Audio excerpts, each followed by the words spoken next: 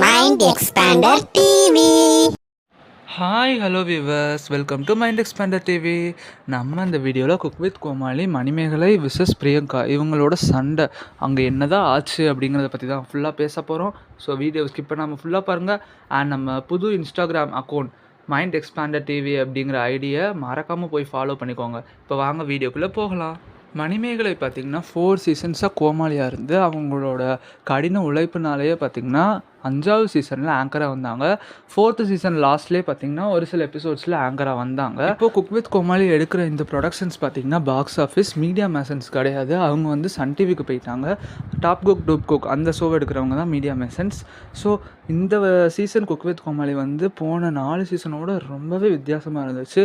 பெருசாக ஒன்றும் ஃபன்னாக இல்லை. இந்த சீசனில் பார்த்திங்கன்னா ஃபேமஸ் ஆங்கர் விஜய் டிவியோட ஒரு பிரபல ஆங்கர் பிரியங்கா இவங்க வந்து ஒன் ஆஃப் த குக்காக வந்து பார்ட்டிசிபேட் பண்ணியிருந்தாங்க. அண்ட் மோஸ்ட் ஆஃப் த எபிசோட்ஸில் பார்த்திங்கன்னா பிரியங்கா வந்து மணிமேகலை ஆங்கர் பண்ணும்போது ஏதாவது ஒரு இன்டரப்ட் பண்ணிகிட்டே இருப்பாங்க. அது வந்து வார எபிசோட்ஸ் பார்க்குறவங்களுக்கே நல்லா தெரியும். ஸோ இதை வந்து மணிமேகலை வந்து இது ஒரு 2-3 எபிசோட்ஸ் வந்து பொறுத்து போய் பார்த்துருக்காங்க. அண்ட் ஒரு கட்டத்தில் பார்த்திங்கன்னா அவங்களுக்கே நம்ம செய்கிற வேலையவே இப்படி அவங்க டிஸ்டர்ப் பண்ணுறாங்களே அப்படிங்கிற மாதிரி அவங்களுக்கு தோணியிருக்கு.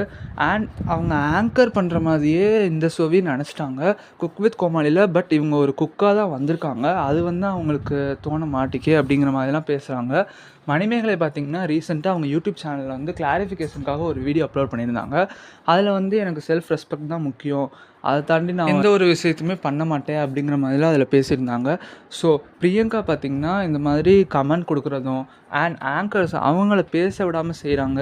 இந்த மாதிரி ஒரு சீசன் ஃபுல்லாகவே இது நிறைய பேரால் மெயின்லி பார்த்திங்கன்னா இன்னொரு ஃபீமேல் ஆங்கர் அவங்க வந்து ஒன் ஆஃப் த குக்காக பார்ட்டிசிபேட் பண்ணியிருக்காங்க. அவங்களால நான் ரொம்பவே டாமினேட் பண்ணப்பட்டிருக்கேன் அப்படிங்கிற மாதிரிலாம் அந்த வீடியோவில் சொல்லியிருந்தாங்க. ஸோ அவங்க அதில் பிரியங்காங்கிற அவங்க பேரையே யூஸ் பண்ணவே கிடையாது. குக் வித் கோமாளியில் பார்த்திங்கன்னா 2 வீக்ஸ்க்கு ஒன்ஸ் பார்த்திங்கன்னா எலிமினேட் பண்ணுவாங்க. எலிமினேஷன் ரவுண்ட் வந்து நடக்கும். அண்ட் அதில் எலிமினேட் ஆகி போகிறவங்க ஒவ்வொருத்தருக்கும் பார்த்திங்கன்னா இவங்க வந்து பிரியங்கா பெஸ்ட்டு விஸ் அண்ட் அவங்களோட நல்லது இவங்க இப்படிலாம் இருந்தாங்க அப்படிங்கிற மாதிரிலாம் ஒவ்வொரு எலிமினேஷனப்பையும் பேசுவாங்க போகும்போது. அதெல்லாம் குக் வித் கோமாளி தொடர்ந்து பார்க்குறவங்களுக்கு பார்த்திங்கன்னா நல்லாவே தெரியும். ஸோ இதெல்லாம் ஆங்கர்ஸ் பண்ண வேண்டியது, இதெல்லாம் நம்ம வியூவர்ஸான நம்மளுக்கே நல்லாவே தெரியுது. அவங்க போகும்போது அவங்க செஞ்சது அண்ட் அவங்களுக்கு சில விஸ்ஸஸ் இதெல்லாம் வந்து ஆங்கரோட வேலை. ஸோ இதெல்லாம் மறைச்சி அவங்க பண்ணுறதுனால தான் நம்ம மணிமேகலைக்கு வந்து கோவம் வந்திருக்கு. இதை வந்து டேரெக்டாகவே ஒரு முறை சொல்லி பார்த்துருக்காங்க.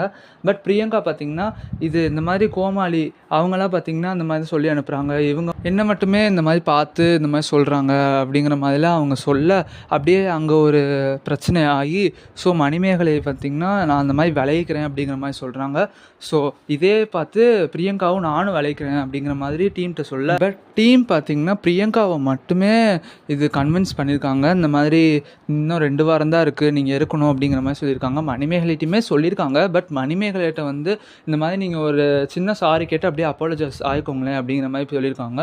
அதுக்கு தான் மணிமேகலை எனக்கு செல்ஃப் ரெஸ்பெக்ட் தான் முக்கியம், அதை தவிர்த்து எனக்கு ஒன்றுமே தேவையில்லை அப்படிங்கிற மாதிரி சொல்கிறாங்க. டீம் சைடில் பார்த்திங்கன்னா இந்த மாதிரி நீங்கள் இப்படி அப்பாலஜியாக போகிறதுனால உங்களுக்கு பின்னாடி பெரிய சான்சஸ்லாம் கிடைக்கலாம் அப்படிங்கிற மாதிரி சொல்ல, அப்படி கிடைக்கிற சான்சஸ் ஒன்றும் எனக்கு தேவையில்லை அப்படிங்கிற மாதிரிலாம் மணிமேகலை பேசியிருக்காங்க. அண்ட் போன ஒரு 4 சீசன் ஒரு ஜென்யூனான ஒரு டீமோட நான் வேலை செஞ்சுருக்கேன், ஒர்க் பண்ணியிருக்கேன் அப்படிங்கிறதுக்கு நான் ரொம்பவே சந்தோஷப்படுறேன் அப்படிங்கிற மாதிரிலாம் சொல்லியிருக்காங்க. இவங்க 2 பேரும் சண்டை போட்ட ஆடியோ வந்து லீக் ஆயிடுச்சு அப்படிங்கிற மாதிரி ஃபேக் ஆடியோஸ்லாம் க்ரியேட் பண்ணி யூடியூப்பில் போட்டுட்ருக்காங்க. ஸோ அதில் யாருமே நம்பாதீங்க. ஸோ இப்போ இந்த வீடியோ மூலிமா இந்த 2 பேரில் யார் மேலே தப்பு அப்படின்னு நீங்கள் நினைக்கிறீங்கன்னு மறக்காமல் கமெண்ட் பண்ணுங்கள். அண்ட் இனிமேல் மணிமேகலை பார்த்திங்கன்னா அப்கமிங் வர எந்த சீசன் ஆஃப் குக் வித் கோமாளிலுமே இருக்க மாட்டாங்க. மணிமேகலையே நீங்கள்லாம் எவ்வளோ மிஸ் பண்ணுவீங்கன்னு மறக்காமல் கமெண்ட் பண்ணுங்கள். நெக்ஸ்ட் வீடியோவில் நான் வந்து உங்களை சந்திக்கிறேன். தேங்க்ஸ் ஃபார் வாட்சிங்.